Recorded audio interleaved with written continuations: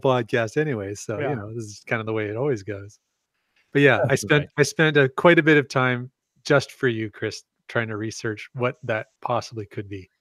Okay. That's what I came up with. I spent quite a bit of time just for you, Chris, trying to research what that possibly could be. Myself. Hold on, that might be me. Okay. That's what I came up with. I spent quite a bit of time just for you. And again, trying to research what that possibly could be. We're Google looped.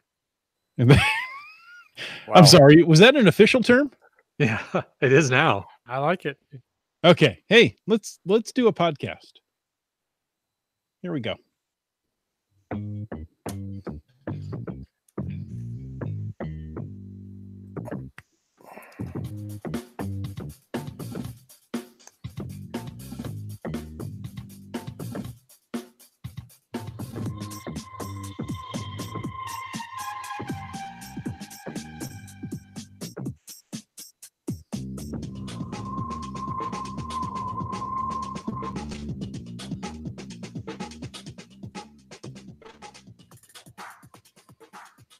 You found us on a Thursday evening, and welcome to Caching in the Northwest. This is the only podcast from the birthplace of geocaching in the great Pacific Northwest. Each week we're going to talk about caches and cachers from all around the world. So while you're yelling at drivers who don't use their turn signals, we'll be caching in the Northwest. And that means it's time to bring in our tidy Tamarin. Some say several car companies are arguing over the rights to build his next geomobile. And others say he's raced a squirrel to the top of a tree and won. All we know is he's called a land monkey. You know what? I think you have my intro confused with our guest, actually, tonight. Could be. That sounds much more descriptive of our friend RockChalk, who's joining us tonight. Good to see you, RockChalk. Good to be seen. Good to be back with you guys. I think if anybody raced a squirrel to the top of a tree, it would be you, my friend. I would probably be the only one here dumb enough to try, and I'm sure I would lose, but I would at least give it my best effort. If that squirrel took that acorn-shaped cache up to the top of the tree. Oh, he took a cache with him. Well, now that there you go. That changes everything. I'm more motivated now. Awesome. Oh, we're just glad to have you here. It's Thursday night, and it's the first day of baseball season. And the Mariners took more runs from the World Championship Boston Red Sox than any other World Series champion has ever given up on opening day. So it's a good day. And the Royals won, so we all are doing okay. All right. There you go. Awesome. And Jay's like, what's this about? I don't know. Baseball stuff. That's great. Everybody's happy. I'm happy. You're happy. Chris is just like, when's football season start? Oh yeah. Baseball. That's that other sport that fills up until football season kicks off. Yeah. There you go. Yeah. Moving on. There you go. Moving on. So remind us of something. Yeah. Well, as tonight we're joined by our friend RockChalk. We're going to talk about cleaning up our act as geocachers, and we'll explain what that means a little bit more, but hang on, enjoy the rest of this episode. We're going to get into all that stuff. But before we do, we want to throw out a quick reminder that we appreciate the support of our patrons who help to keep this podcast coming each and every week. And that, of course, includes Landsharks, our corporate Denali level sponsor, who have a special shipping offer for you Canadian and US listeners from landsharks.ca. That's free shipping on orders of $50 Canadian or greater to a max of 25 Canadian shipping costs. The promo code is SHIP50. So, wow, is that new? Yeah. You guys have gone high tech since the last time I was on here. That was mesmerizing. Doesn't everybody have a Landshark going across their screen? I mean, I thought everybody had that. No, I hope this happens the whole. Everyone that I know of has Landsharks going across their screen. So yeah, I don't know what's going on. And at other times you just never know what's going to pop up. Sometimes things pop up, and other time I don't know what that might be. It's pretty crazy around here. All right. But don't feel left out, RockChalk. I feel extremely left out right now. I feel very unprepared, like I should be. Like I want to push a button and make something happen, but there's nothing until next time. I guess I'll just have to study for next time. There you go. And the best thing about all of this is that makes fantastic audio. Yeah. Exactly. People who listen to the audio only have no idea what we're talking about. That's right. Oh, I have something for them here. Because everybody needs an electronic yodeling pickle. There you go. It really There is you hard go. to argue with that. Mostly because I don't understand what it's saying. Well, it's how many electronic yodeling pickles have you heard in your life? One. You can start with one, Yeah, and pretty much end right there. it's hard to have a conversation with just one. All right. Okay, moving on. Moving on. Oh, other things that we like besides yodeling pickles is great logs. Like a glow, a geocaching log of the week. Whether you wrote it or whether you read it, we want to hear about it because, I say this every week, great logs simply make geocaching better. Send an email to feedback@cachingnw.com. You can always call into 253-693-TFTC or use the voicemail tool right there on the website and show us how you glow. Ooh, well, this week's glow, well, it came in from the Cachesaurus. Ooh. And the Cachesaurus sent in, hello, everyone. Hello. I just wanted to send in a cache log that I left at a cache. Cargo Mans is a friend I met through geocaching, and we've started to leave ever-growing ridiculous logs on each other's hides. Sounds like a fun tradition to me. He said, I don't remember who started this, but I have no plans to stop. This is one of my more recent ones I left for him that made me laugh, and I'm particularly proud of. And it's from Just an Observation. That's GC230TT by Cargo Man. It says, the Cachesaurus is an observant fellow. I was busy observing the local flora and fauna when I observed a geocache nearby. Upon observation of the facility, I realized this is the second facility like this I've seen. Like I said, I'm very observant. I observed the map, and after a quick observation of my watch, realized I had enough time to focus in on the hunt. I took a step back from the road to observe the area. Lovely, narrow dirt road. Observations paid off, and quickly and efficiently, like the predator of my ancestors before, I captured this lovely cache. Had it not been for geocaching, I would never have had the pleasure of observing this area, this road, or this cache. Thank you. Observation complete. And he concludes with, thank you very much. Keep up the great work on your podcast, and I'll keep listening. And we thank you for that. Nothing too special. I wanted to submit something. And hey, that's good. We like more people to submit them. Finish off with, you've inspired me to be even more creative for my next entry, which we thank you. And he says, I'm going to keep on trying until I get that glow badge for my profile. There you go. Well, I think he's just earned his 2019 glow badge. I think so. That's fantastic. Well, thanks for sending that in. And we encourage everybody to earn their 2019 glow badge by sending in a log that, if it was on a Canadian cache, you'd upvote it. There you go. I just like to rub that in every once in a while that I can still upvote logs. Hey, on Cachely, it says I can upvote logs too. Yeah.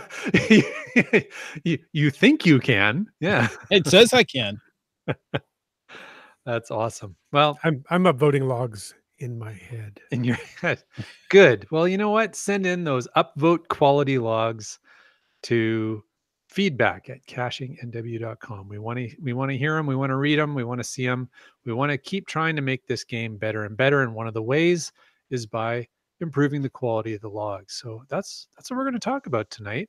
Now, So is there a badge every year? You guys do a different badge every year? You said 2019 glow badge. So was there an 18 and the 19? Are they different? No, we just started this year. Well, we had one previously, and we decided, you know what? People have already earned it, so we'll make a 2019 glow badge a little different. Yeah. And So we updated it. Look, there's the 2019 badge. For those of you listening at home, it looks like this. well, it's round and glowy. Yes. And you can earn it if you send in a glow. And it says 2019. That's how you know it's from 2019. there you So, go. but But you had it before, or this is a new thing? No, we had Glow before. We ran it for a couple Okay. of years, and then we thought, hey, we should make it an annual. Change the badge every year. It makes Yeah, the original Glow badge had no date stamp on it. So I it was see. kind of a Color. generic. Yeah. The glow around it was a different color. Yeah. continual service improvement effort.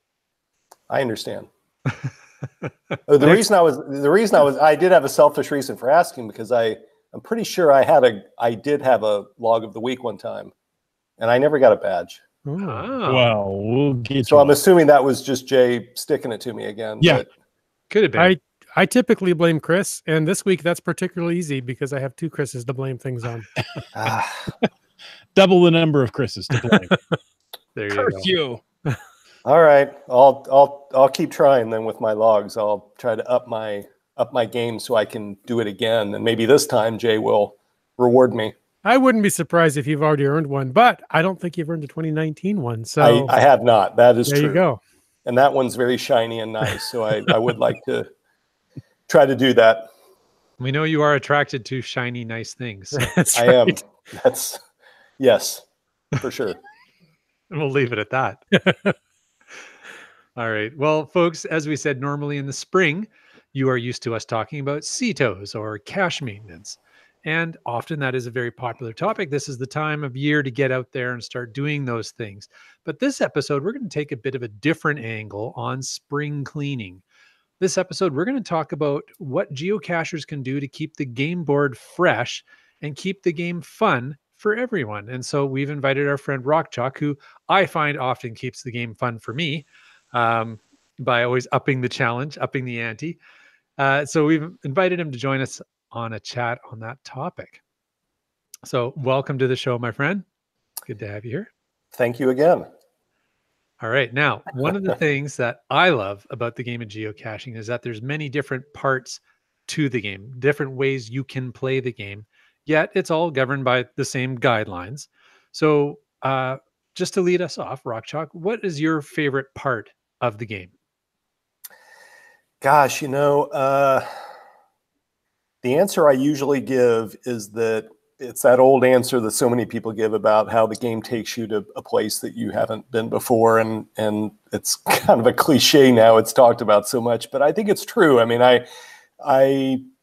God, there's so many different places I go that I never would have gone if not for geocaching. But then as you were asking that question, I was thinking about, I never would have owned a kayak. I never would have owned a telescoping ladder or a painter's pole that I've never used to paint with.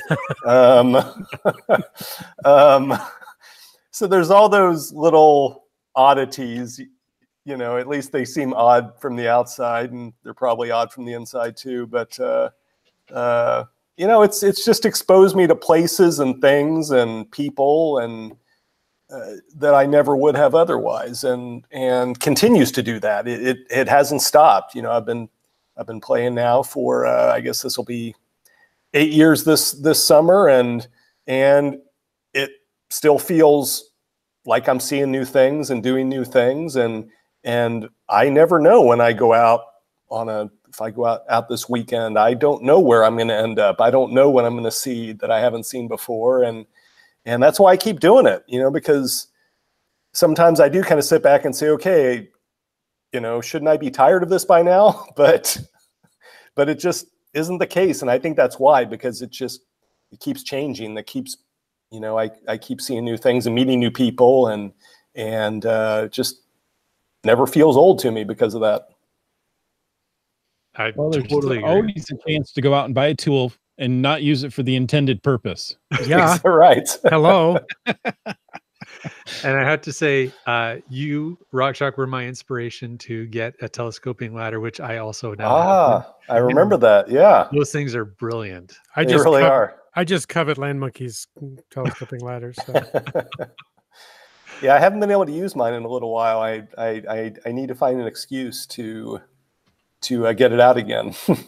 I need to go hide a cache at a high at a height that you need a telescoping ladder for, I guess. Absolutely. How yeah. high is your telescoping ladder? Because we can put a cache just above that. Just out of reach.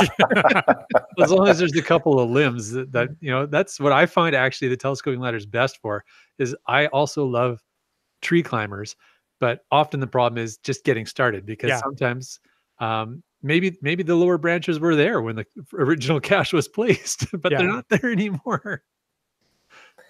I read a great log on a cache page today, actually, that was a tree climbing cache, and the people whoever logged it, they actually didn't get to the cache, but they said that we got there, we looked up, we could see the container, and our ladder wasn't high enough to get to the first branch. So it must have been pretty far up there, but they said the neighbor, the guy next door that lived next to this tree, came out and said, "Are you looking for that geo thing?" And they said, "Yeah, we are." And he said, "Do you need a ladder?" And they said, "Well, sure." So the guy brings a ladder out of his garage. He doesn't own the cache. He just happens to, live next door. And Awesome. he said, we got up there and still couldn't get as high as we wanted to. And then he said, "Well, do you need a bigger ladder?" And they said, "Sure." So he goes into the garage and brings out an even bigger ladder. They weren't talking sizes, so I don't know how big of a ladder we were talking about here, but at the end, they still couldn't find the cache. But I still thought, what a great experience that as you were trying to find this thing, the neighbor comes out and rather than chase you off, he offers you multiple ladders to try to get up and get that geo thing, as he called it. All you need is a little duct tape. You could have taped those two ladders together and gotten what you needed. What could possibly go wrong? There you go. Exactly.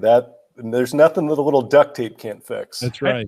I think one of the first ones that I remember finding that involved climbing a tree for, Chris and I were out near work on a lunch break looking, and we looked and looked and looked all around. And finally, I just looked up, and we had been looking down the whole time, and it was hanging there right above our heads the whole time. It wasn't up terribly high, but as we went up, we got it, we signed the log, all that. We're headed back to the car, and we turn around and look, and days after that, as I would drive by this big empty vacant lot, I could see that thing clear as day staring at me. And I thought, how often have I seen that and not seen that?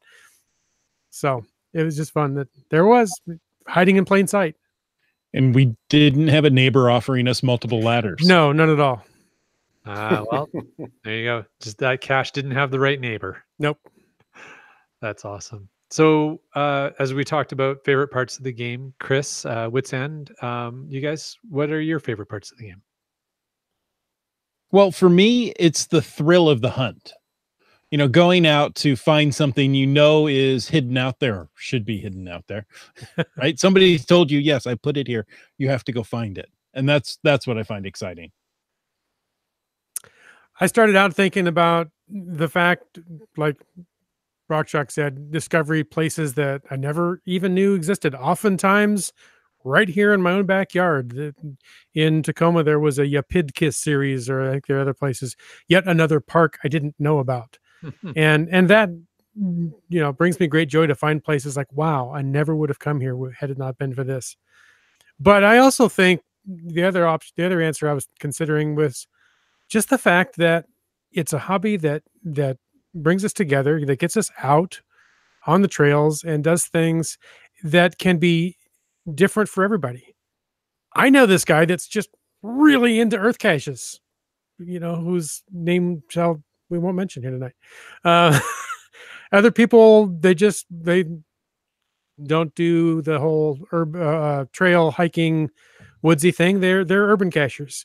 Some people are really into power trails. It can be whatever you want it to be. And there's no right or wrong rule to that. And it's just something to get out. And for me, it's a reason to get off my lazy keister and get out of the house and go do something.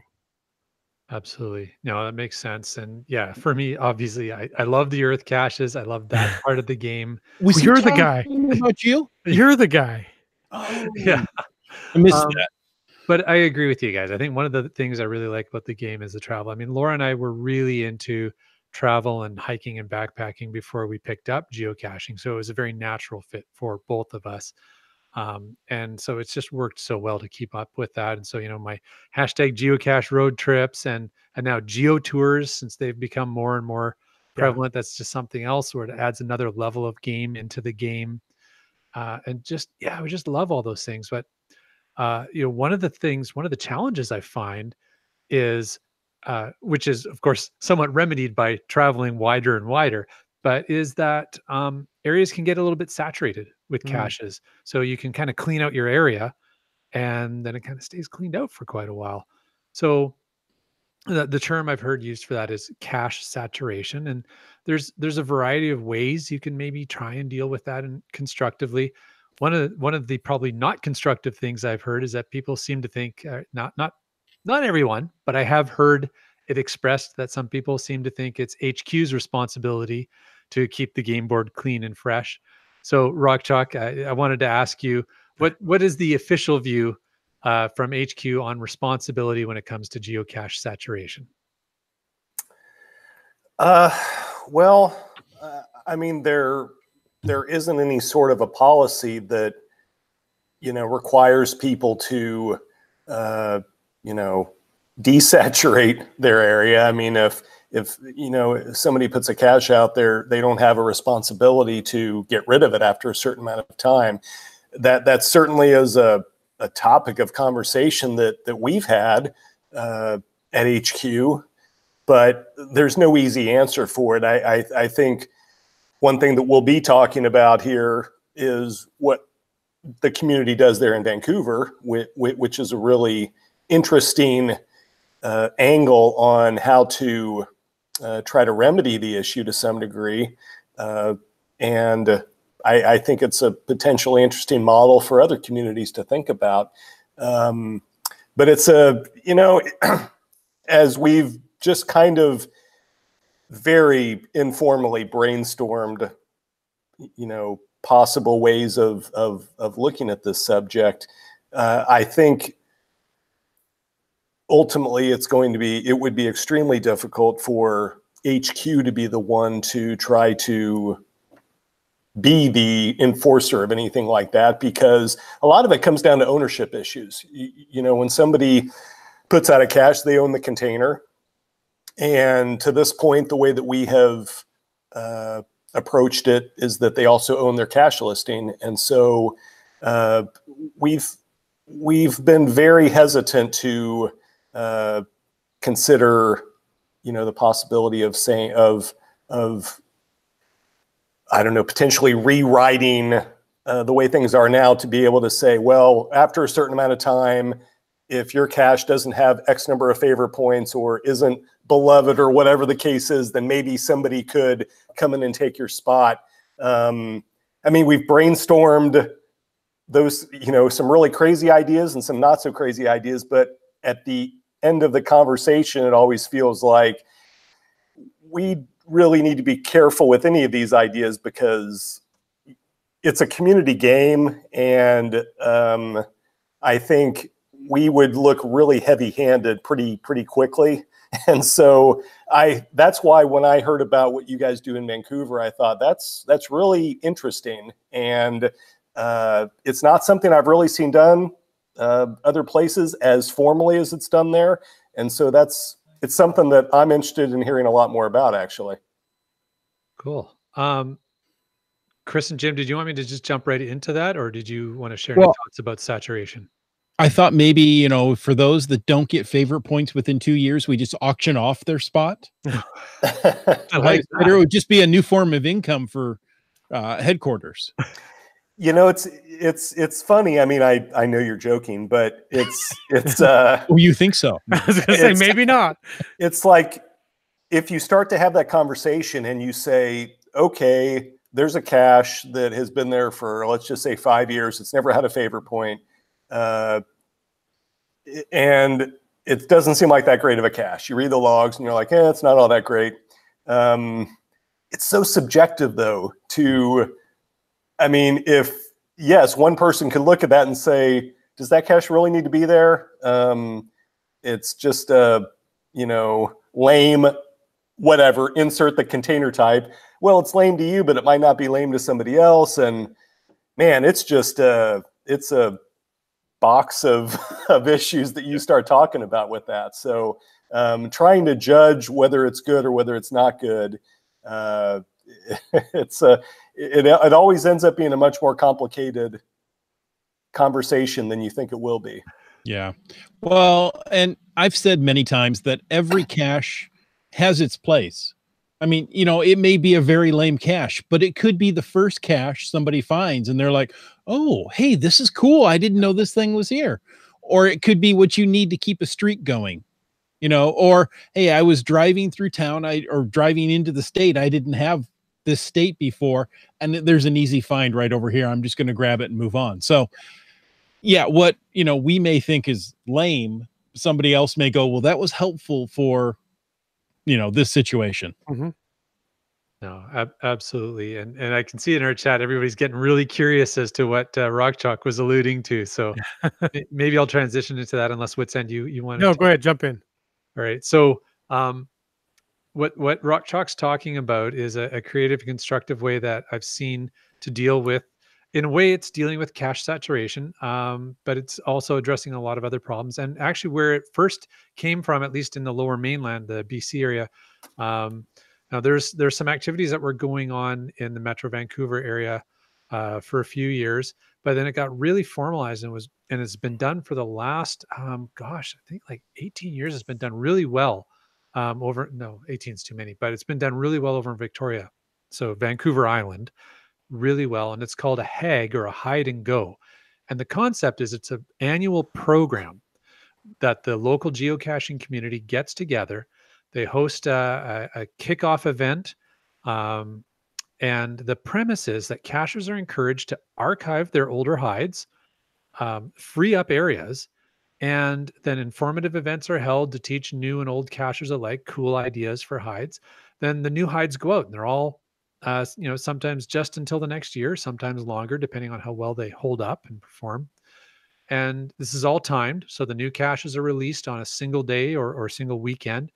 And then for a period of time, either weeks or months, the folks who find those caches can vote online of course, you're giving the caches favorite points, but then you also vote online as to what, in different categories, what were your favorite caches. So then over a few weeks, the results are tallied, prizes are awarded, and then it starts all over again the next year.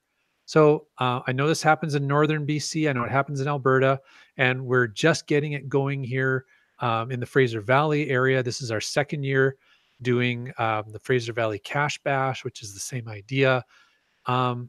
So it's a lot of fun. The people get into it. It ties in really well with Cache Carnival, I have to say.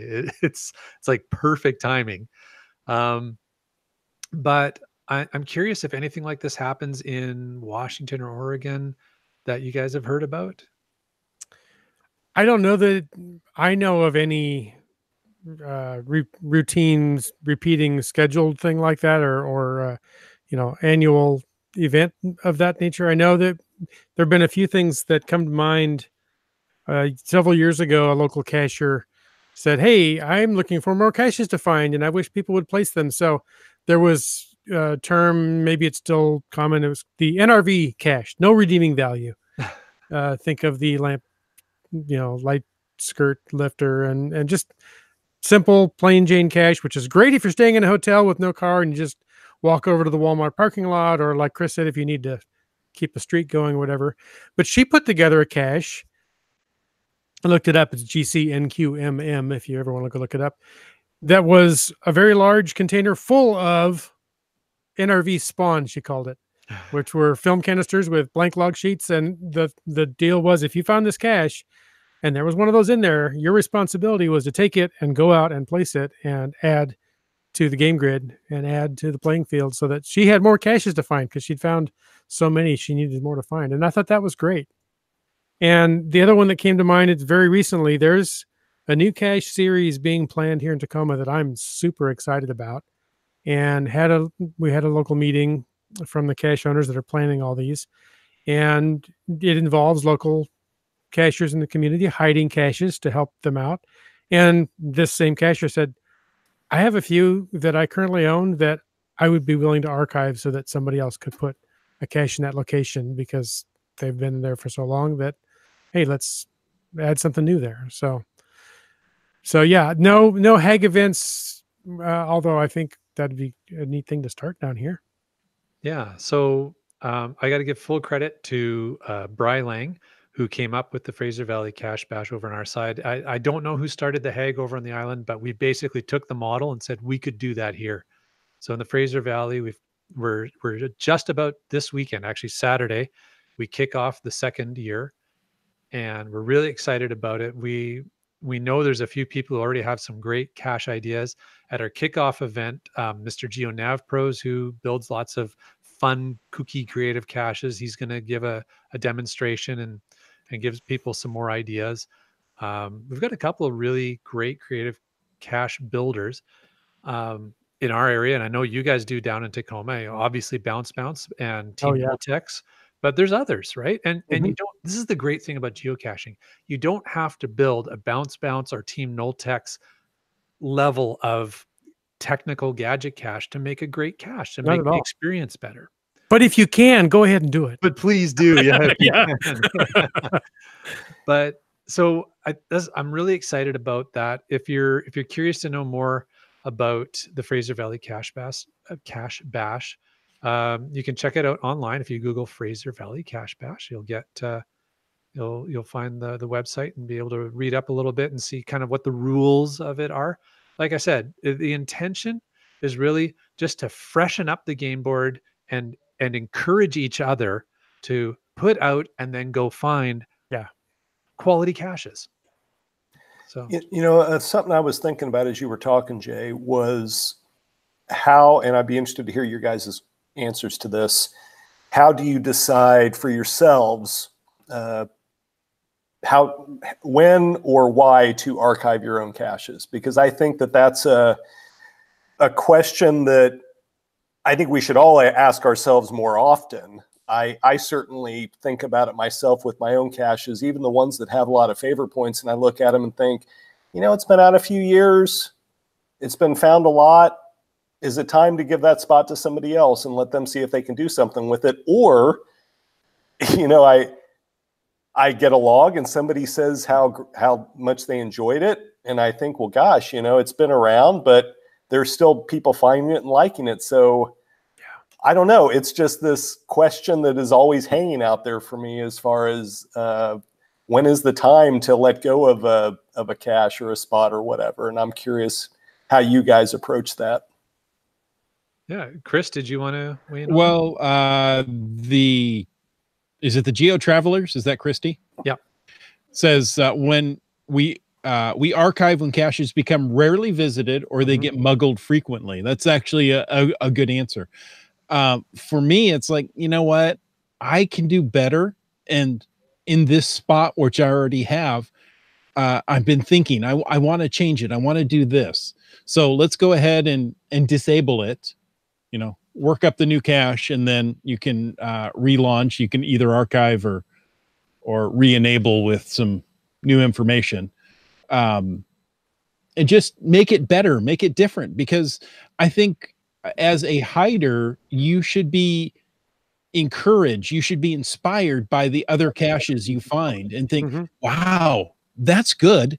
That gives me an idea. I can change it and do this. Yeah, and I think the other thing to keep in mind, and RockChalk, to your question, is and we talked about this earlier, there's all kinds of different caches. So if you've got a mountaintop cache, it probably doesn't get visited very much. But once a year, when it gets visited, it gets a favorite point because somebody enjoyed that experience and the amazing view up there and what have you. And so, that's one that probably won't get archived for a really long time. Unless the CO leaves the game or, for whatever reason says, okay, I there's no way I'm going to be able to maintain that or whatever.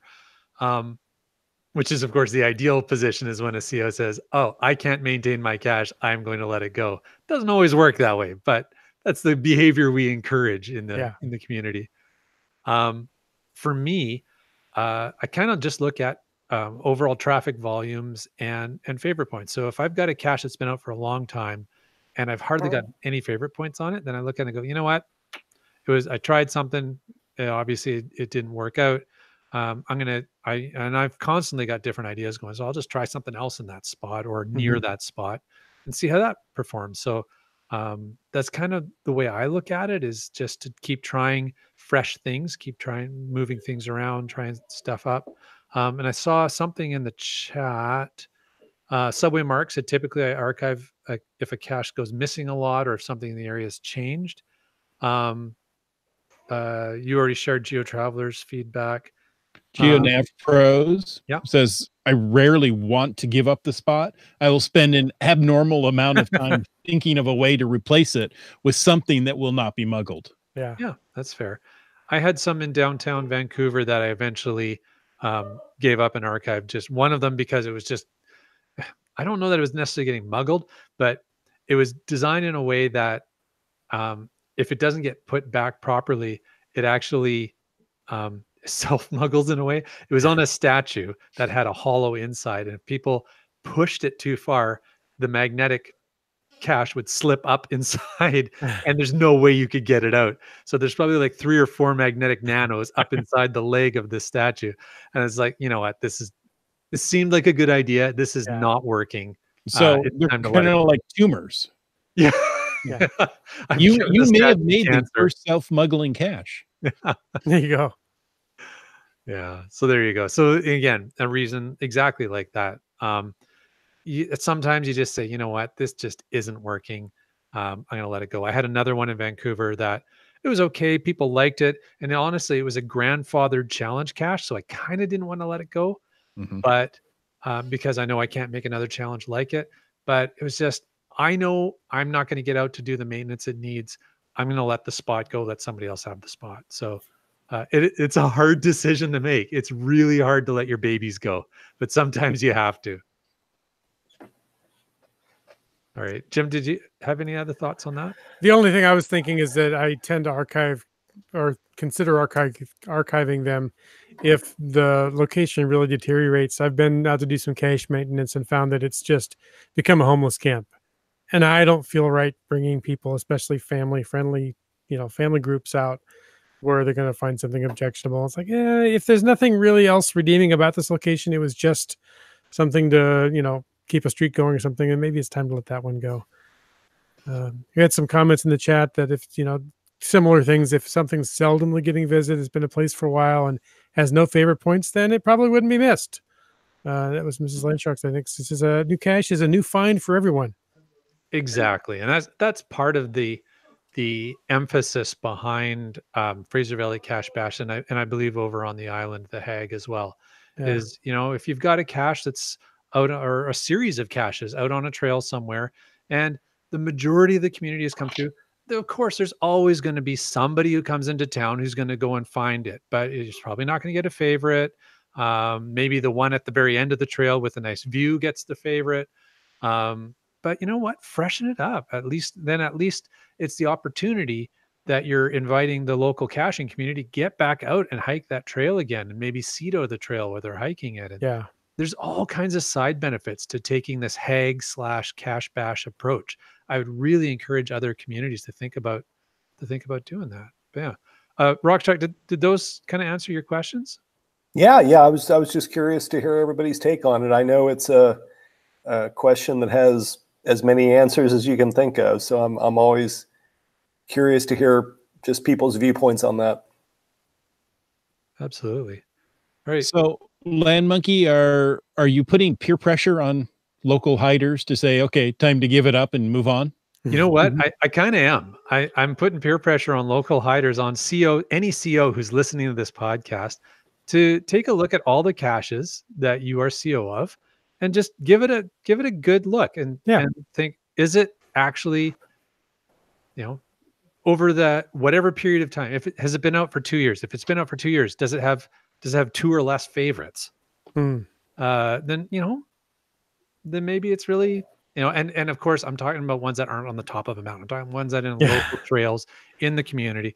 Then, maybe either switch it up with something new, go talk to other cache owners, get some new ideas, try to put something new and fun and creative out there, and then fine, keep the spot, but keep it interesting for people. Well, and like you said, consider all the angles or all the aspects of that cache too. Doramore said, I have one. It doesn't get found very often, but if I archive it to change it up, I can't use the spot again because that location was grandfathered in, and now there are new park rules there. Yeah, Mm. and that So- happens too. It's a consideration for sure. Yeah. And if you've got a cache that has a great neighbor that's willing to offer ladders, Yeah, that's don't huge. let that spot go. And GSM Times 2 said here in the chat, said, it sounds to me that the local community needs to make this decision. It's not GCHQ's job. And that's exactly my point. So HAG on Vancouver Island is run and managed by the local geocaching community. Fraser Valley Cache Bash is run by Bry Lang. I'm helping him out this year. GeoNavPros is helping him out this year. So we're trying to make it the local caching community is doing a similar thing over here on the mainland now. It's don't leave it up to somebody else Mhm. to try and do this. It's not that hard to put one of these together. So like I said, go look at a web page for HEG. Go look at the I think Three Hams shared it earlier, the Fraser Valley cachebash.wordpress.com website, and just take a look at it. It's really simple. So, Land Monkey, are these led by individuals and not necessarily caching organizations like the WSGA, the BCGA, Right. Vancouver, what is it? The Metro Van Geocaching Recommend geocaching. Association? Yeah. So yes and no. So yes, it's led by individuals, but those individuals. I mean, if you want to do something like this, if you're in Washington State, I will. I'm not going to speak for MC3 Cats or anybody else on the WSGA, but I would. We can. It's okay. And okay, then I will speak for them. But I would say that if you wanted to do something like this and you contacted the WSGA and said, okay, me and a couple buddies in Tacoma want to do this thing like they do on Vancouver Island. We read through it. We got an idea, but we need your support. I'm sure the WSGA would try and find some way to help you make that happen. So we've got one question from IHAM that I thought was relevant. He says, at what point, if ever, does a cache become too old to archive, for Jasmer purposes or similar? Does anybody on the show know anything about Jasmer? What do you think, RockChalk? He's I'm so close to vaguely familiar with that term. Yeah. Vaguely. That I don't know. I mean, this is the thing. Like, if you've got your Jasmer, do you care anymore? Well, there's certain people who decided 1 wasn't enough, 2 wasn't enough, 3 wasn't. Well, I guess my take on it is, I mean, if you've got something that's, I don't know, I usually kind of draw the line around 5 years because I have actually thought about this one before.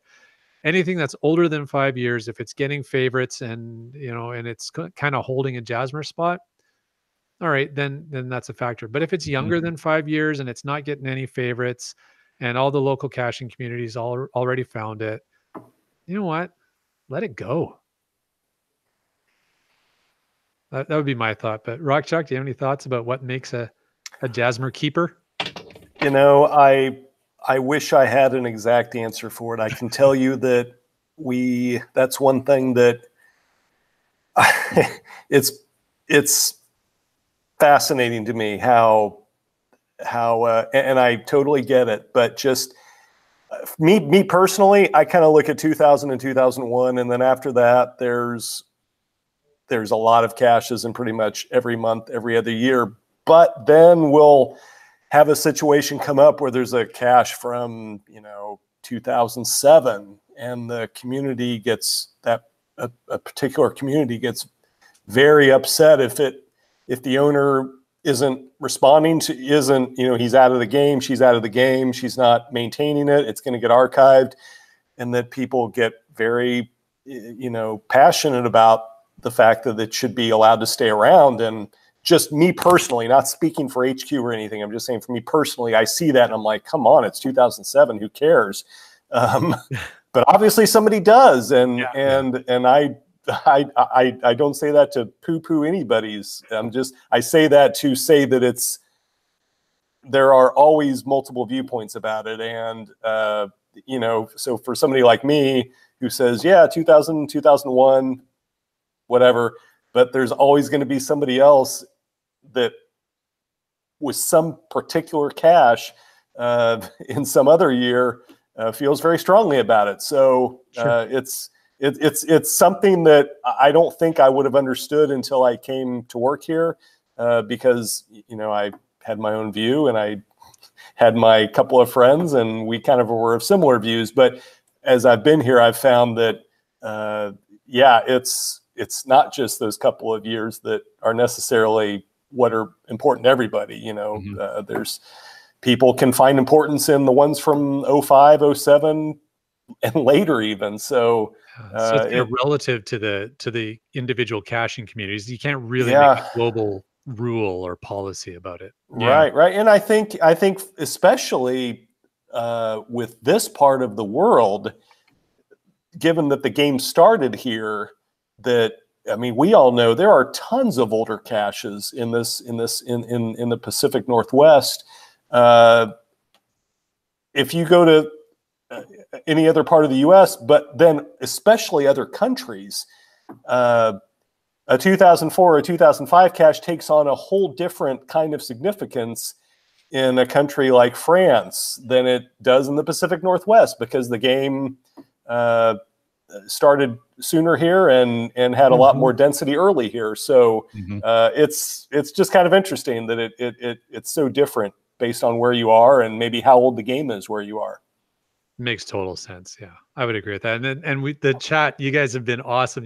This got everybody really passionate on the topic, which is fantastic. We love the passion, and what I'm seeing in the chat is really just echoing exactly what we're saying in a way. So if you're listening to the audio of the podcast, basically the folks in the chat have a whole lot of different ideas, and it's all kind of relative and varies based on where you are, what the geocache situation, the relative age of geocaches are, and that sometimes some of them are, they've done their purpose, and they're not holding a quote unquote Jasmer spot for anybody, and people are willing to let them go, and sometimes they're not. And so I think that's some really good points. And RockChalk, I think you were a lot more eloquent about it than I was, but I just wanted to share that. Well, I think, the other thing I've thought about often, and again, personally, I'm a big Jasmer guy. Obviously, you guys know that. But if that didn't exist, would people be super passionate about a cache from July of 2003 that's a quote unquote lame sandwich container that's been replaced 12 times over the years? But we got to keep it alive because it fills a Jasmer square.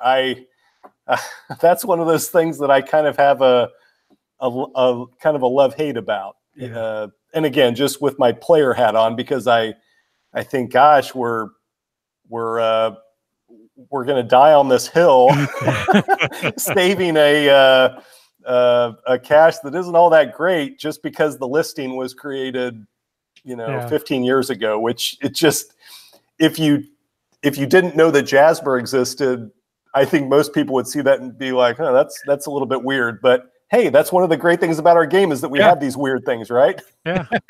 And that's the thing. Like, even if you held on to the 10 or the 20 or the 30 oldest caches in your region, there's still probably lots of space to free up. Yeah. So keep the 20 oldest caches in your semi-immediate area, keep the 20 caches with the 50 plus favorite points, and there's probably a huge amount that you can still free up and keep the game board fresh. So I think and that's not to be the formula everybody needs to or should use. I'm just throwing that out as an example that I believe there's always room for fresh stuff, but I also accept and certainly respect the idea that there are caches you want to keep for a longer period, or perhaps, infinitely in your area for whatever purposes. Yeah. Well, and RockChalk, you said it very well. If it wasn't for Jasmer, would we even care how old the cache is? Yeah.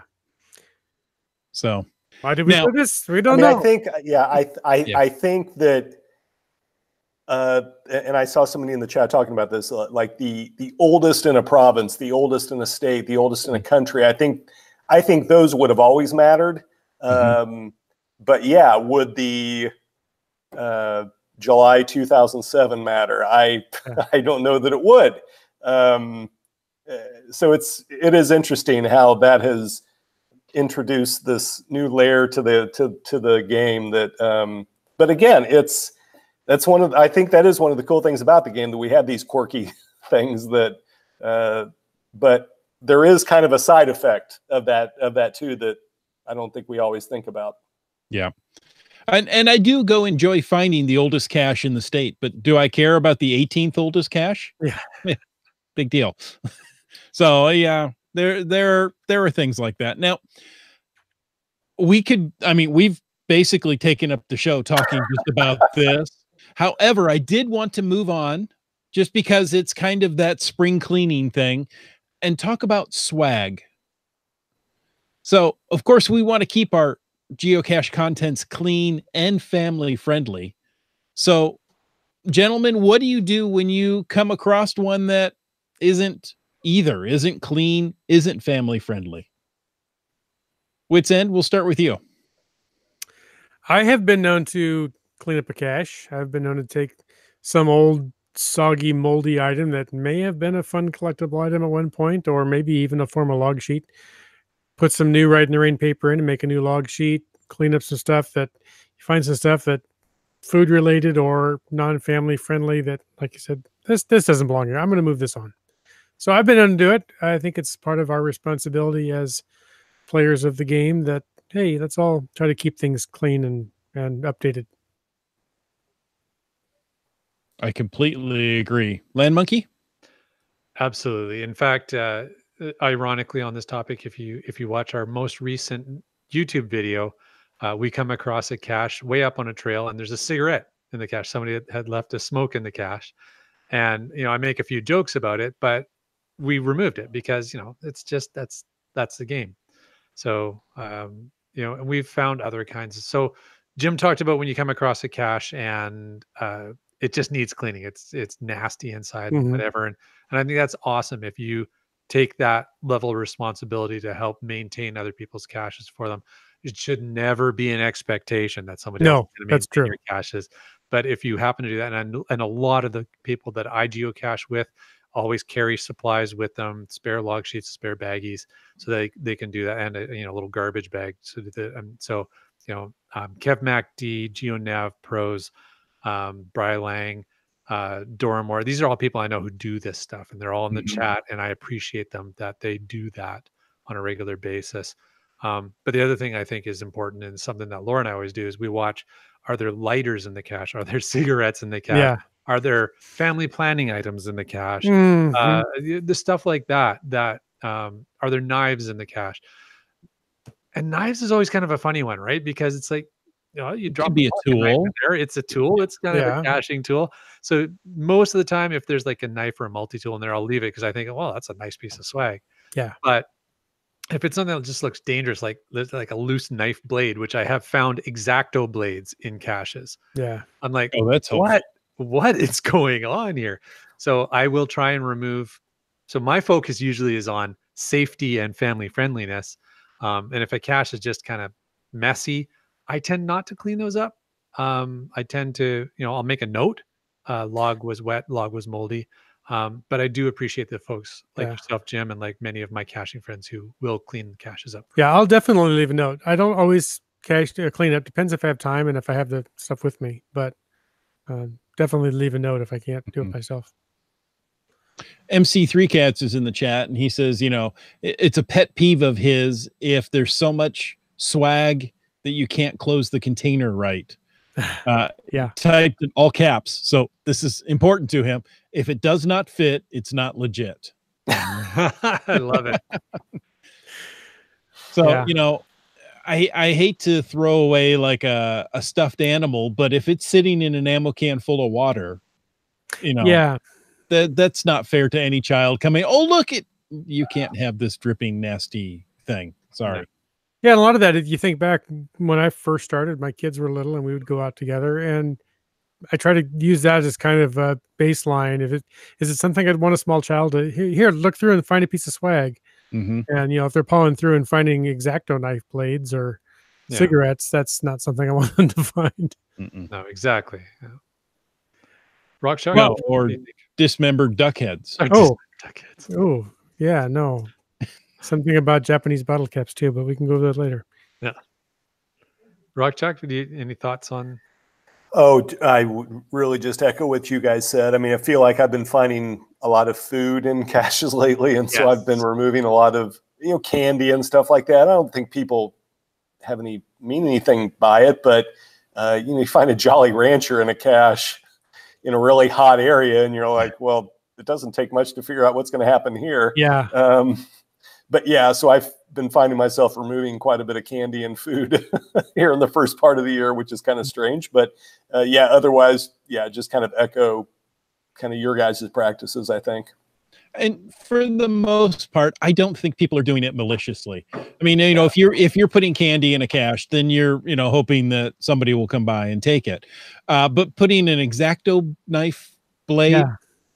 An X-Acto blade into a cache, that almost seems malicious because as you would be reaching in to grab things, you could slide anyway. Yeah. Okay, so I just remembered this. I'd forgotten. I found a kayaking cache actually last summer that had adult videos inside, and I had never ever seen anything like this in a cache. There were multiple DVDs inside this container, and what I found out eventually was what I realized was that people could access this particular point without a kayak. So I think kids were using this as some sort of a drop point. I don't know, but I found a large collection of adult magazines in a garbage bag in the woods once that I don't think was the cache, but that's where I had come. I'm like, huh, this doesn't belong here. Yeah. And how did you explain those to your wife when she found them in the back of the car? No. Garbage bag. Honey, we need to have a talk. I found it in a cache. They were appropriately bagged anyway. Yeah. That'd be funny. Well, we talked about mushy logs, and we've talked about other logs, and we've talked about, great logs, like the log of the week. We covered that once upon a time. Oh, maybe almost an hour ago, talking about logs. Upvoting was brought up earlier. Canada, Norway, they've had it for a long time. It's been teased to some Cashly owners. RockChalk, can you throw any feedback from HQ about upvoting and those kind of things? How are they affecting the quality of the logs? Do you think people are trying to write better logs because of upvoting? Well, to this point, really what we've been trying to do with the test is just measure sentiment around just having that tool available. So we really haven't tried to measure whether it's impacting the quality of the logs. It's really more been about the tool and whether or not people value the tool or not. So that's what we've been doing to this point. And it's been pretty interesting that it's a pretty wide range of feedback that people have had. Some people really think it's a great tool, and they like that they can potentially sort logs by how helpful they are or how good of a story it is. But on the other hand, there have been a lot of people that just as passionately feel like it's not a great thing because I think some people take it personally if their logs aren't being upvoted. And so it's one of these things where people are taking it personally, and I don't think that's something that we foresaw, but it's definitely been a consideration as we're going through all of the feedback. And it was interesting to me personally just to see that. It wasn't I personally don't think I would care all that much if somebody didn't upvote my log, because I know personally whether it's a good log or not. I mean, there's some logs I put more thought into than others. There's some where I'm trying to get the Glow Award, and there's others where I'm not. And so I wouldn't really care so much about whether or not it was upvoted or not, but there are different opinions out there about that. So that's kind of what we've been trying to measure to this point is really more if it's a tool that people think is valuable. I'd like to weigh in on that as somebody who uses it a lot, and where I really see the value is as a CO. So as I go through my caches and I see the logs come in on my caches, if I see that someone has left either a good story or something that I think is helpful to other people who are going to go and find that cache, I actually go and upvote the logs that are on my caches, um, in order to try and help others. The good story one is, I don't know if there's a huge merit to the good story one. Sometimes it's kind of just fun and encourages that whole concept of writing more interesting logs instead of just TFTC or perhaps just a dot, which we've also seen, um, because you can. Yeah. But I would say that the helpful upvote is a great idea. I love it. I do, when I'm looking at where I'm going to go and caching that I'm going to do up here in Canada, I do actually look at sorting by the helpful upvotes just to get a sense of, okay, these are the ones that are going to give me some intel before I go there about what to expect and how to plan for that particular cache. So I like it. I appreciate it. I hope that it continues, but I guess we'll see what goes. Lion Monkey, stop bragging. That you can upvote caches, and we Did I keep. mention that I can upvote caches? Yeah, I know. No, yeah, you did. I heard you. Sure. Well, I Go can't ahead with upvote that. caches when I visit you, so Okay, thanks. We're just teased with it in Cashly. Oh, look. It's nice of you to come down to our level once in a while. there you go. So Right. yeah, that's Did you have any other thoughts on just that sort of that concept, guys? Or I love the idea of upvoting logs. Personally, and I can access it in Canada, but none of my caches can have logs upvoted on it.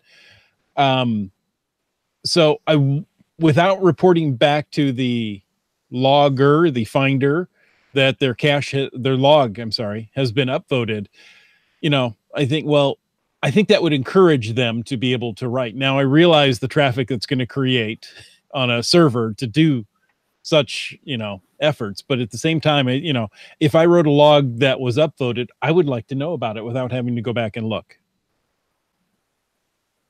So. Yep. Yeah, I understand that completely. I know. I was just, as you were saying that, I was thinking about whether it's Yelp or TripAdvisor or any of that stuff. Sometimes I'll go back and find that, somebody thought my review of this hotel was really funny or helpful or whatever, and I wrote the review 5 years ago. I'm not going back to check it, Yeah, So RockChalk, that is an excellent example. You're right. Yeah. We don't go back and check those things. So maybe that is the internet standard.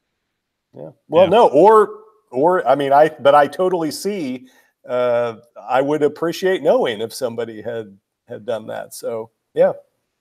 Yeah, there's merits to it, and I know there was a discussion around when upvoting was first really promoted, that there was also this consideration of you want to keep people from gamifying the upvotes, so that it doesn't become a competition of upvoting your friends' logs so that they get more upvote points.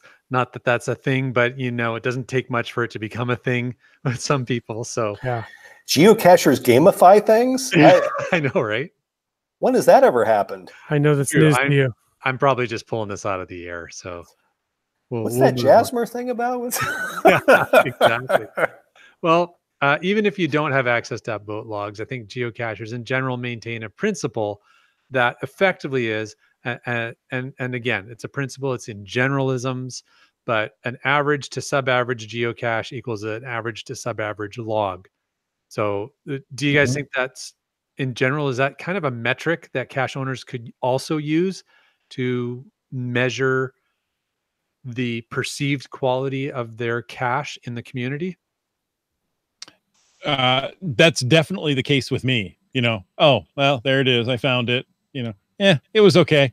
I'll just use the standard template and off I go. if it was a spectacular one, I was like, hold on, I'm going to save that for later because I want to put more words in here to tell the cache owner, Yeah. wow, either the location you brought me to was great, or this was an incredible hide, or something along the trail leading up to it is worthy of more words. Yeah, I agree. RockChalk, do you have any thoughts about that? Yeah, I mean, I think, for me personally, I definitely, if I go out over a weekend, I find a bunch of caches, I'll come back and they might all get the same general treatment, but there's a few in there where I'm like, oh, that was a unique experience, and I want to say something about that. But at the same time, when I get logs on my own caches, I don't necessarily look at them and always see them as a reflection of the cache, because there are some people that are just always going to do logs that aren't that great. And so I don't take that personally. I've got a few caches that I know are good caches. And if somebody just says thanks or TFTC, I don't, maybe I should archive that cache. Right. Maybe it's not getting the kind of reactions that I want. But yeah, for me personally, definitely, if a cache is a super great cache, it's going to get more of one of my super great glow efforts. Glow efforts. Wow, Glow that was efforts. subtle. I like that. Thank you. Well, I mean, if you've got a great cache, you've got a great cache, and people just put thanks. You're like, were you even there? Yeah. Are you sure that this is the cache you found? So yeah, and of course, GeoNowPros just brought up in the chat as well that the whole concept of favorite points, which of course are for that, for measuring the quality of a cache. But I think that I just wanted to talk about it from the log perspective as well, because yes, if you're doing a big day out and you're finding 50 caches as you're driving all over the place, you're probably going to use a cut and paste for most of them. But there's going to be, I would agree with you, RockChalk. There's going to be a handful that are going to stand out in my memory for whatever reason. And those ones I'm going to write a little bit more about, either because there was something just really fun with it that I want to encourage and thank the CO for what they did, more than just giving them the favorite point. Yeah, they're going to get a favorite point, but I also want to tell them that I appreciated it and this is why I appreciated it. Or there was a neat hike and, this cache was at this viewpoint. I was there for the sunset, took it in, was spectacular, whatever it is, right? I think it encourages not only the CO, and so, as I said, it's a generalism because there's always going to be a lot of TFTCs, but I think it also can serve to not only reward the CO a little bit, but also other cachers will now see, oh, somebody wrote a fair bit about this cache. It's not just, every log isn't just a TFTC. Somebody actually wrote about their experience finding this cache. Then maybe I should pay a little more attention to it. Or the hermaphrodite they met on the way there. Soapy boy. Yeah, my favorite is when you see this beautifully written log that's pages and pages long, and the very next log says, "Quick, easy find, thanks." Yeah, that happens. Something different. All right. Well, we've definitely used up the hour plus, so we should probably start thinking about wrapping it up, and we can head into the after show. Ooh. The after show. Yeah, that thing. We're not there yet, though. No. Well, RockChalk, thank you so much for joining us. We'd love to have you in the after show. If you have to go, we completely understand. Well, it's always a pleasure, and I always look forward to talking to you guys. So as always, thanks for having me on. We love having you. Love having you. And listeners, thank you for taking the time to tune in. We hope you enjoyed this episode. Now, next week, we're doing a show about cache reviewing, followed by an episode with insights and updates on GC Droid.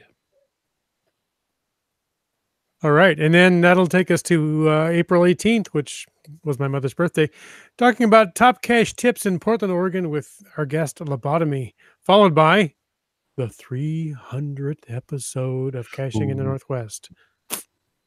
got something Wow. special up our sleeves. I'm just sure we do. If only I knew what it was. 300 episodes. That's amazing that we've been doing this for almost 300 episodes. Yeah, and we've got at least 3 listeners now, so we're doing okay. Yeah. Yeah. Good job. Well done. All right. Well, I want to take a moment to thank the Land Sharks, our corporate Denali level sponsors. Landsharks.ca is the outdoor adventure and geocaching store.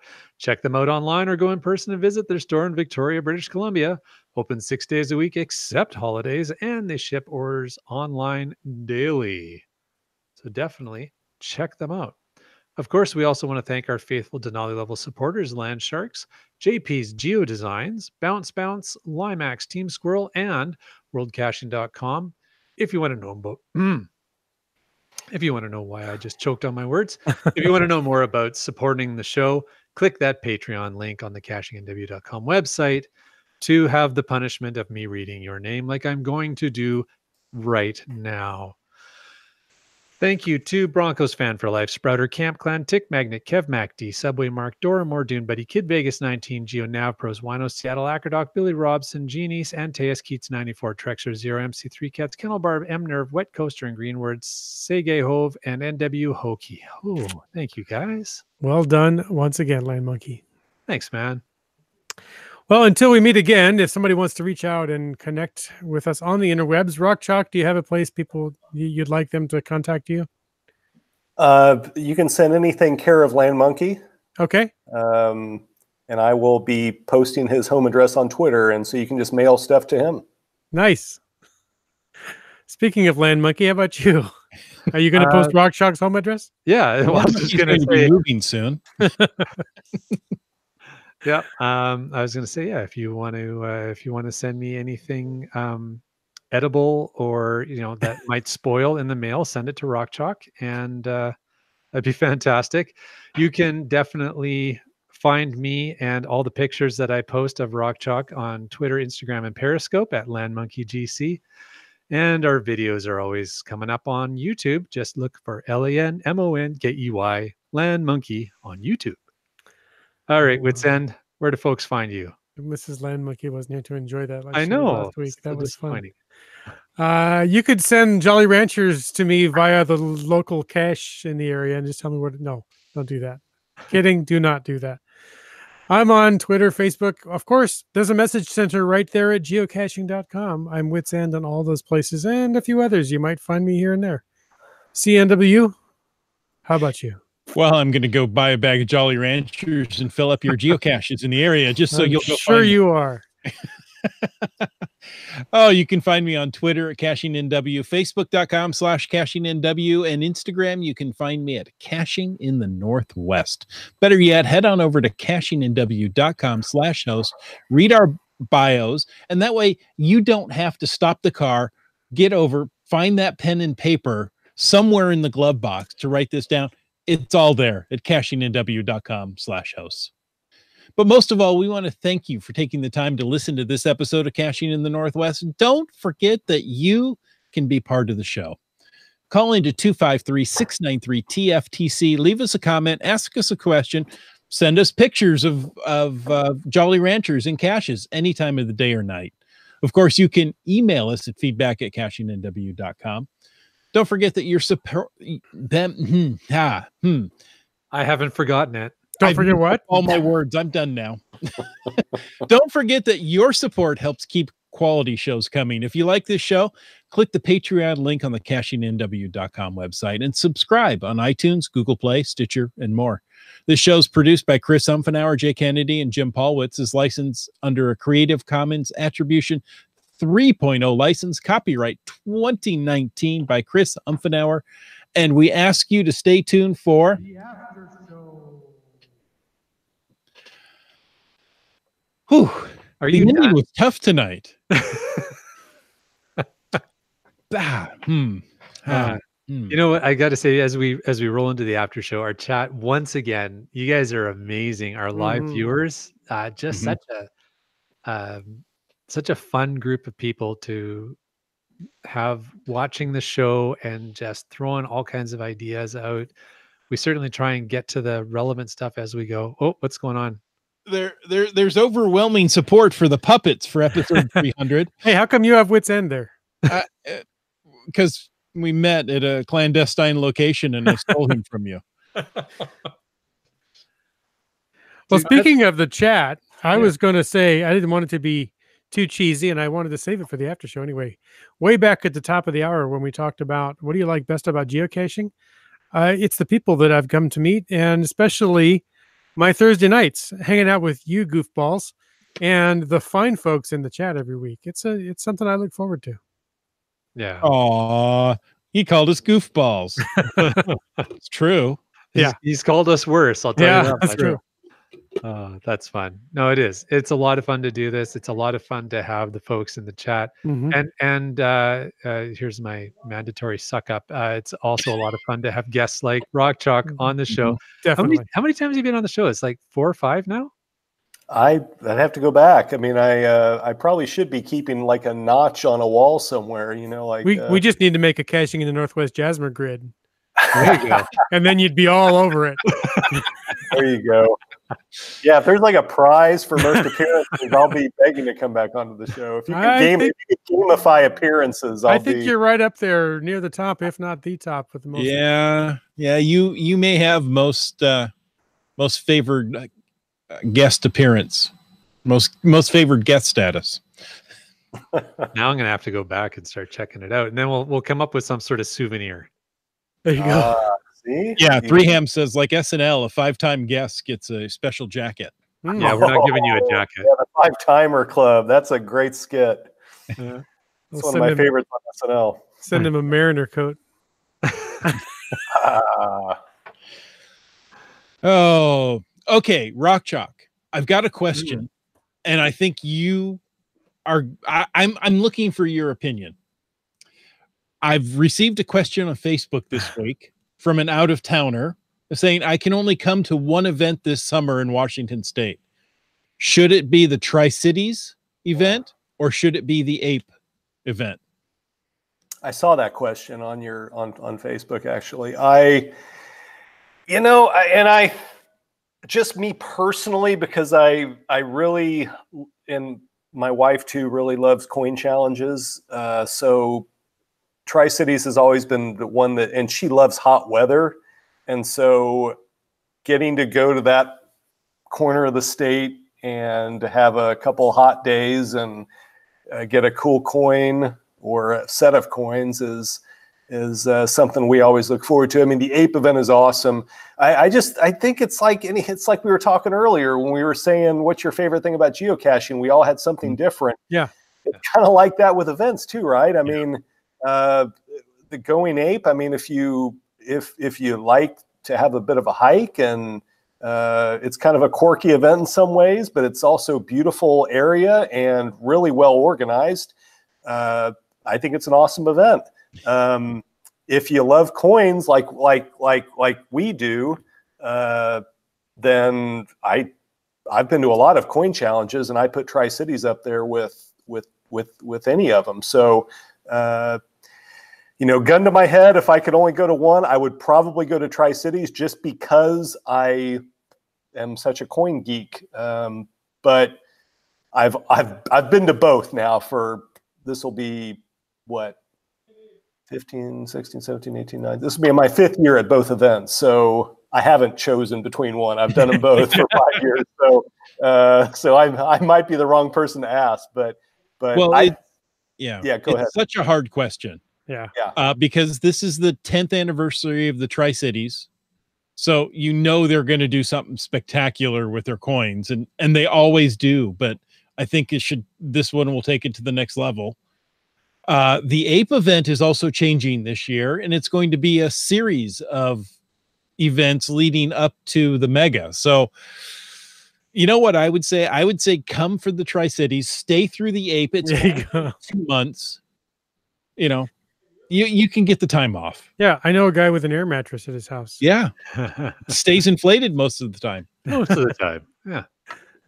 It's not one of those self-alarm clock type mattresses where it deflates at 3 a.m. to wake you up. Funny stuff. Yeah, that's a tough call to make, eh? Tri-Cities or Ape. You know, My advice is do both because they're different, and they're so different. Yeah. yeah, you can't. I think Chris Ronan, I think you nailed it. It's hard to choose because they both have their merits. There's a lot of good things about both events. I would have to say if it was sort of gun to the head scenario like you discussed, I would probably go Tri-Cities. And the only reason is because I've hiked the Ape Cache walk a couple of times now. So I've done it. Yeah. I've got the souvenir from or the what do you call it? Not the souvenir, Yeah. The souvenir. Yeah. well, there's a souvenir, but the The icon icon. The Yeah. icon. Right. now for the Yeah. rebuilt Yeah. Ape Cache. See, gun to the head, I would say Ape over Tri-Cities, just Really? because it's a very unique event. Now, the Tri-Cities is an excellent geocoin challenge, and I agree with you, RockChalk. It's one of the best of breeds. But I've never been to an event quite like the Ape. So Yeah. Well, that's the thing. It's hard. Like the good news is we don't have to choose. that's But right. We're going to both.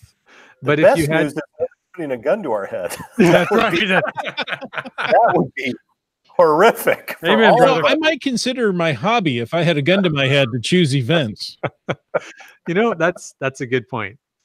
That's a really good point. All right. What is the next one here, Fatas, we have is from GSM times 2.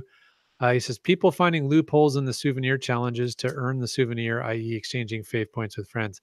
Oh, okay. I guess it's kind of a. And then GeoNavPros said loopholes on most of HQ's promotions. So I guess they're getting at the point where, and I think Chris, you and I have talked about this offline before as well. Is that you can only do so much Yeah. to try and prevent the people who want to find the loopholes or bend the rules, and ultimately, it's do you want to play the game and have fun? Then here's a game to play and have fun. And if you really want to cheat, whatever. It's kind of where I get to with it. I don't know what else there is to say about that. No, there's always going to be people that are looking for loopholes in any game, any challenge, any way to say, yes, I'm a little better than you. And that's life. I mean, it works that way on income tax and it works that way in geocaching. So, yeah. And I don't think it's realistic to expect HQ to build the souvenir challenges or promotions, whatever term we're using. What's the right term? Is it promotions, Chris? It's like the Merry Hyde, like the Cash Carnival. Yeah, I guess we've been maybe interchangeable with that. I mean, internally we tend to talk about them as promotions, but I think more people in the community, it's been my experience, refer to them as challenges. So it's yeah, I think either one works. Challenging promotion. Challenging promotions, yeah. And it's not that it's not thought about. It's not that the team that works on these promotions and tries to create something that will be fun, that they don't think about cheating and they don't think about loopholes, and that they don't try to think, well, is there a way that we can close these things up? But like you said, people are ingenious when it comes to when they decide they want to try to fool the system or cheat this, or whatever terms you want to use. And we can put a certain amount of time into it, but there are times when we've thought of everything, and then somebody comes up with some way to get around it. So it's, again, I think that we do the best we can, and then the teams do the best they can, but at the end of the day, we're trying to create something that most people are going to just enjoy, and they're not going to try to, work out some crazy way to not actually have to do the stuff that you're supposed to do to get a souvenir. I mean, if somebody wants to, cheat or find a loophole or be creative, I mean, because you'd be surprised. Some folks that do this stuff wouldn't agree that they're cheating. They would say, hey, we just figured out a way to do it that, was different, or it was creative, or whatever. So, it's a hard fight to win at the end of the day. Yeah, absolutely. So yeah, I think that probably sums up anything we need to really say about that topic. It is what it is, and yeah, there are different ways to play these promotions or challenges. I mean, there was one where you could do it with trackables, and that's how I was able to do it, because I wasn't able to get out to go caching. I was caring for my family, and you know what? I was still able to contribute and play the game, and it was enjoyable to me. So said it. Yep, and it's just And now it's quiet. You guys, it's just you to say guys are that embarrassed by me, aren't you? GSM times 2 just threw out a comment in response to Dora Moore had said, everybody plays their own game. Does it really matter? GSM times 2 said he's just sorry that the first time GCHQ made an effort to award hiders with one of the promotions, that the loophole hunters degraded it.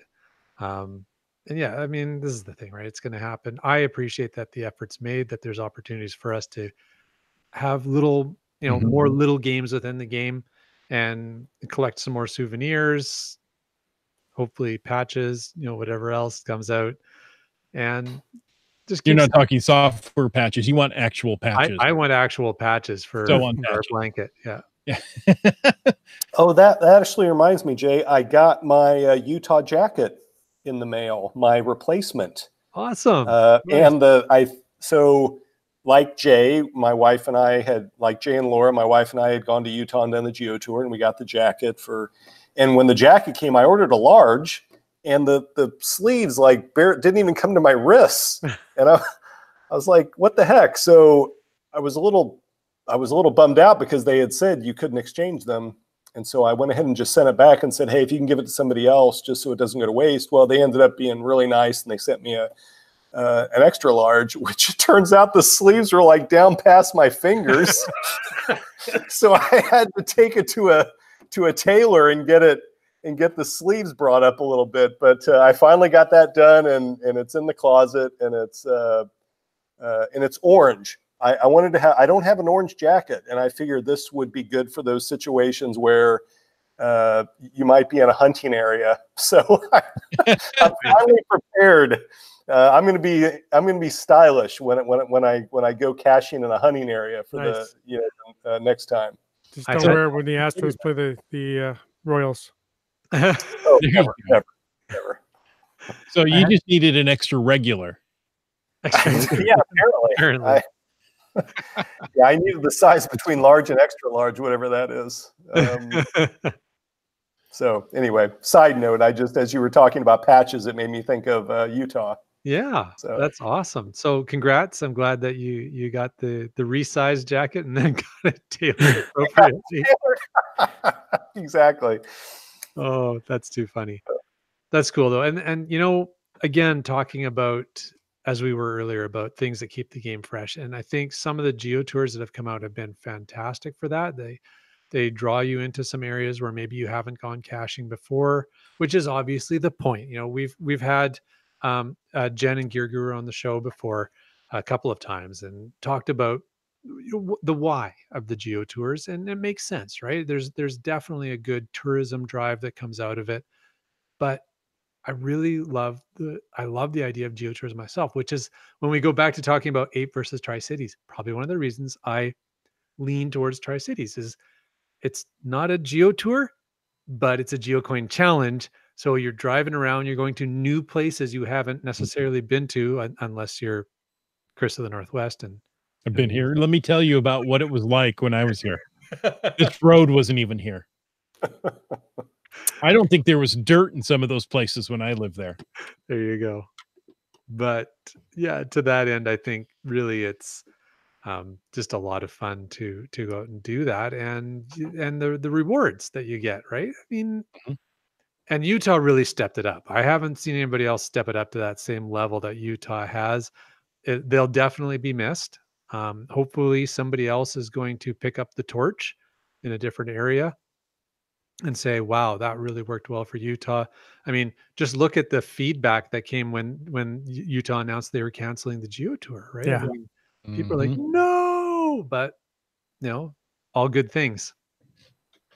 Yeah, I mean, if I had unlimited resources, I'd be doing geotours all the time. I mean, I've been to Texas twice this year already. I did Baytown, I did Brenham, I did Conroe, we did Kyle. I mean, so all to get geocoins and stuff like that. So, and I'm totally jealous about the one out in West Virginia with WB Tim is going to be kicking off. They've got an event coming up to kick they're going to have a Gadget Cache Geo Tour. So, man, if I could, I've already been out there twice over the years. I don't know if I'll be able to make it a third time anytime soon, but it certainly beckons me, knowing that there's another coin out there. So I'm a sucker for that stuff. When I travel, I definitely look to see if there's a Geo Tour or just a coin challenge of some sort. It's something that, and also because my wife Rachel really loves that stuff too, and so I always feel like she loves geocaching, but at some point she's tolerating me, right? Because I at some point she would stop if it was just her, but when there's a coin involved, she's all in. So if we can have that extra level of something to shoot for, it definitely adds a little something to the experience.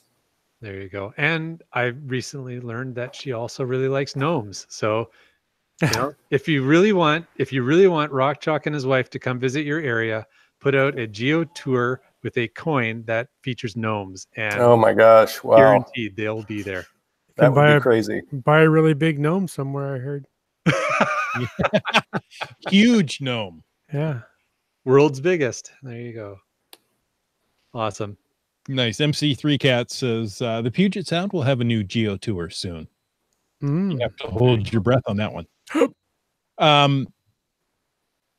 GSM times 2 said what I wanted to say is that I was going to say, RockChalk, I want you to go back into the office tomorrow and thank people at headquarters for what they do. We hear about the complaints. Oh, this is cheating. I really appreciate what's done at HQ. GSM times 2 says, I always appreciate everything GCHQ does to encourage me to go geocaching.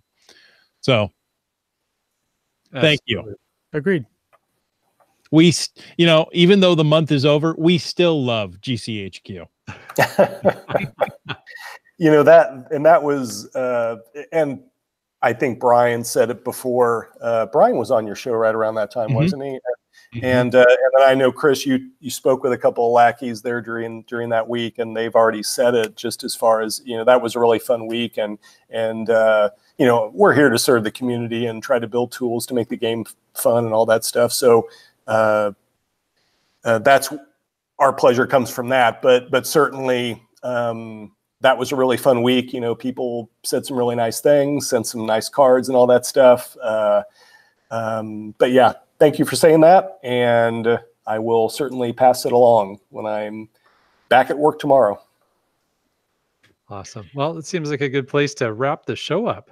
Yeah, it certainly does. Folks, thank you for joining us. And until next week, get out and get caching in the Northwest.